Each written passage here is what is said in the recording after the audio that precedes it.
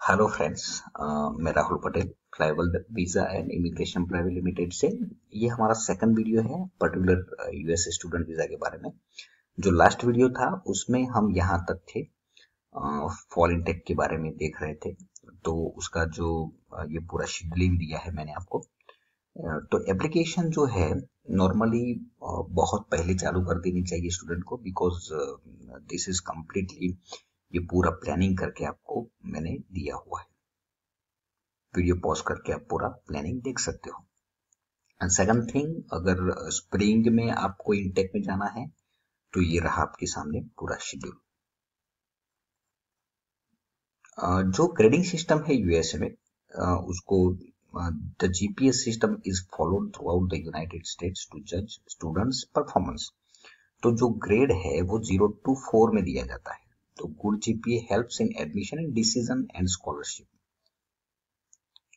जो अगर परसेंटेज देखा जाए तो अगर 50 to 58 परसेंटेज है तो 2.66 अवेलेबल होगा। एंड 58 से अगर 60 है तो 3 अवेलेबल होगा जो जीपीए है।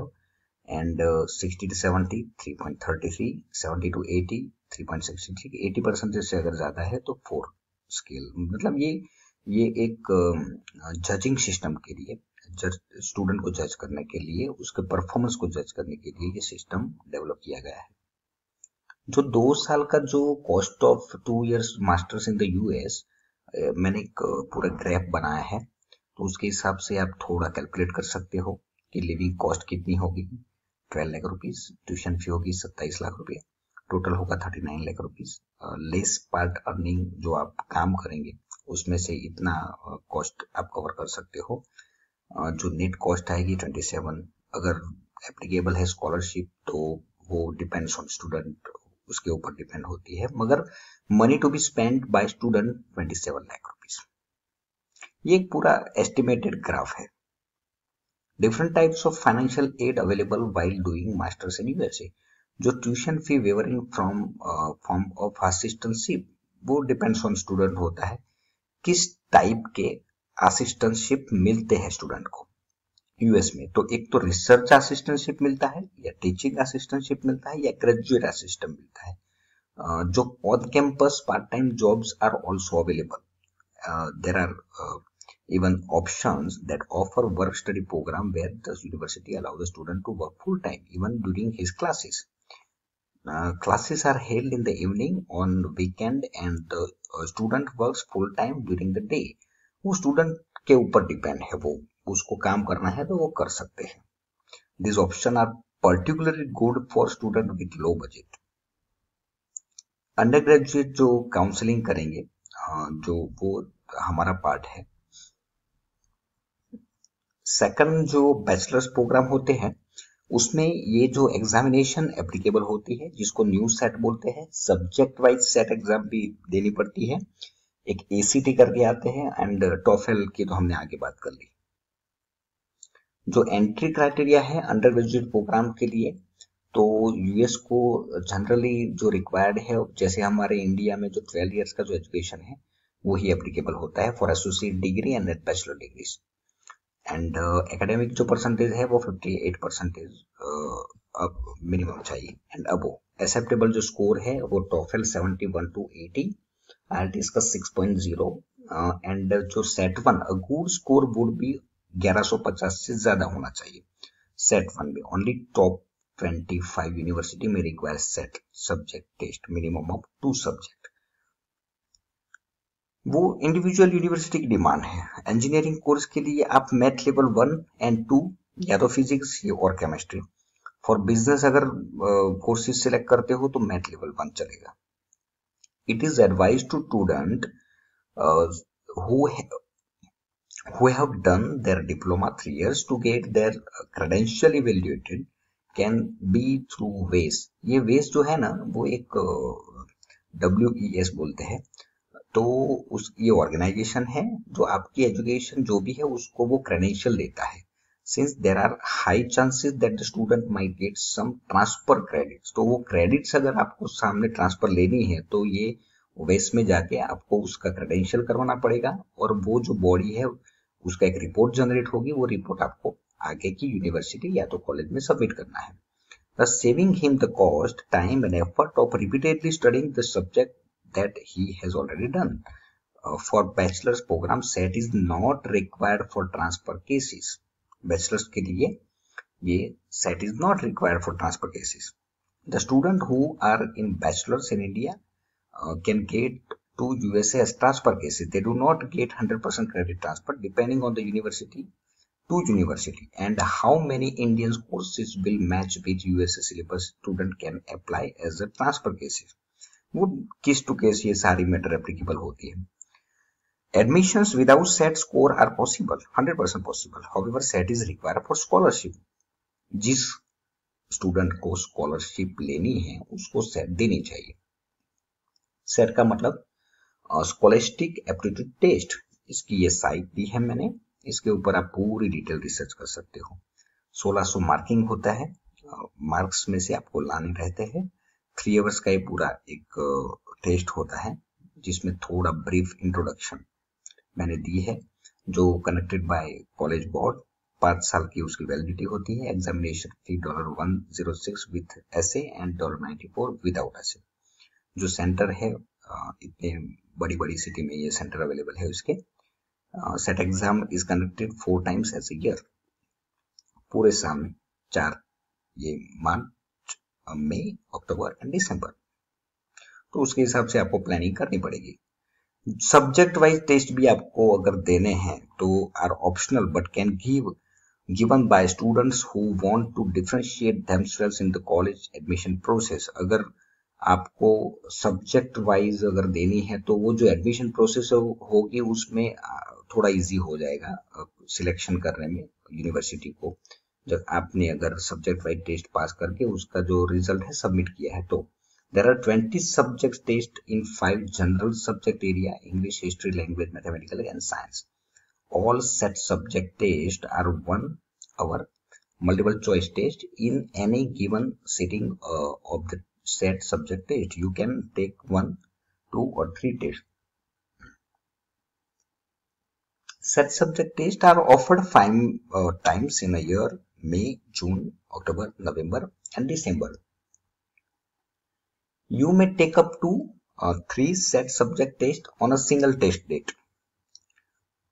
You cannot take the set subject test and the set on the same test date. ये पूरा एक एग्जामिनेशन थोड़ा क्लैरिफिकेशन है जो आप देख सकते हो.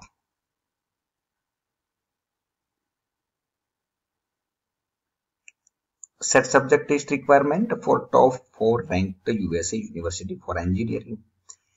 ये 4 engineering courses university top ranked है, उसमें अगर एडमिशन चाहिए तो आपको ये देने पड़ेंगे सब्जेक्ट वाइज सेट की examination.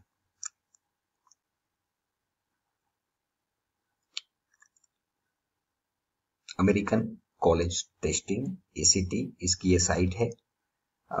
The ACT is a standardized achievement test of college and university admission in the United States produced by ACT. Composite score on a range of 36 and subject score range from 1 to 18. And the test duration 3 hours 40 minutes जैसे मैंने पहले बताया. And fee जो होती है no writing option 83. Scores received after 5 weeks of the test date and can be reported till coming Thursday after the test date. ये additional score reporting होता है. अगर आपको चाहिए तो $12 पर टेस्ट डेट उसको देना पड़ेगा. तो वो डिटेल एडिशनल स्कोर रिपोर्ट अगर आपको चाहिए तो ये पूरा डिस्क्राइब किया है.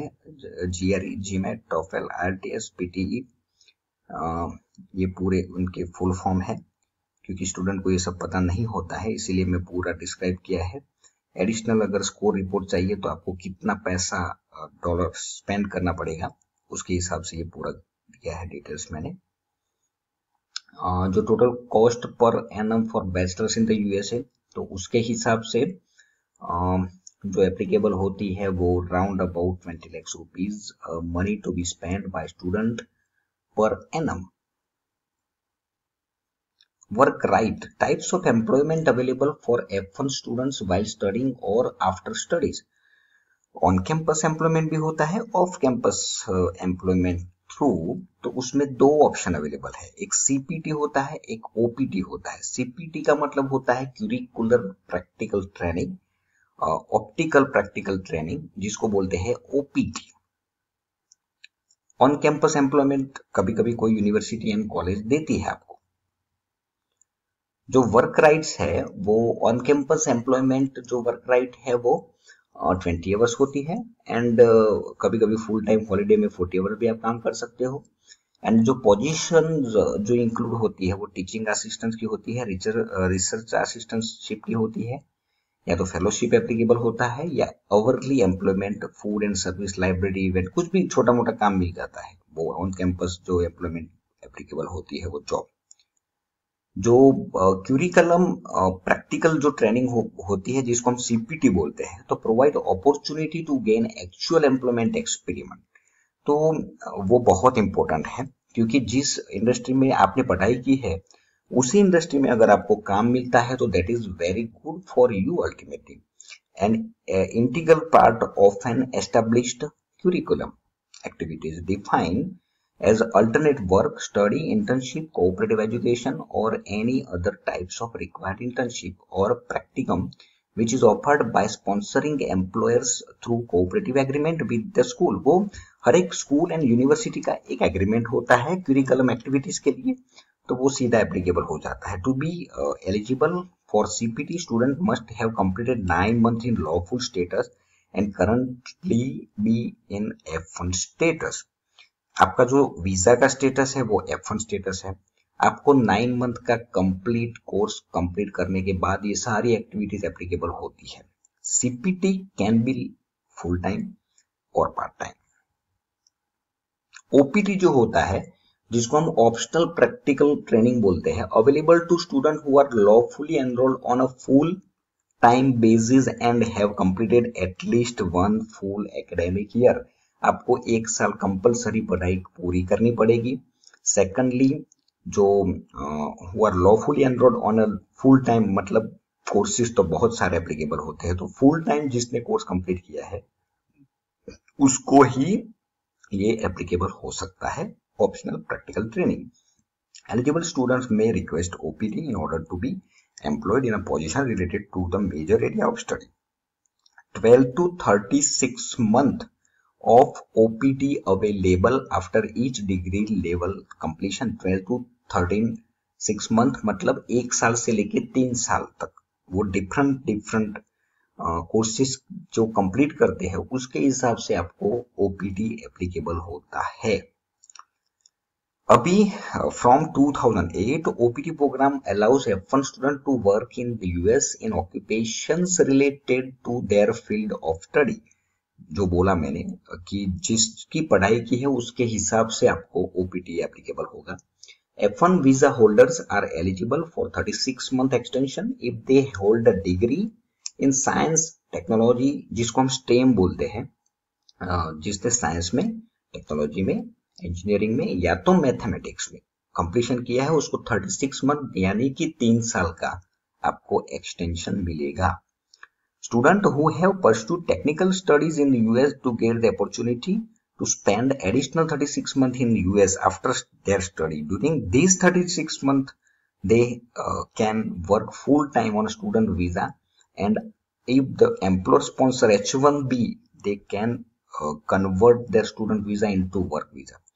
H1B एक वर्क वीजा की कैटेगरी का नाम है।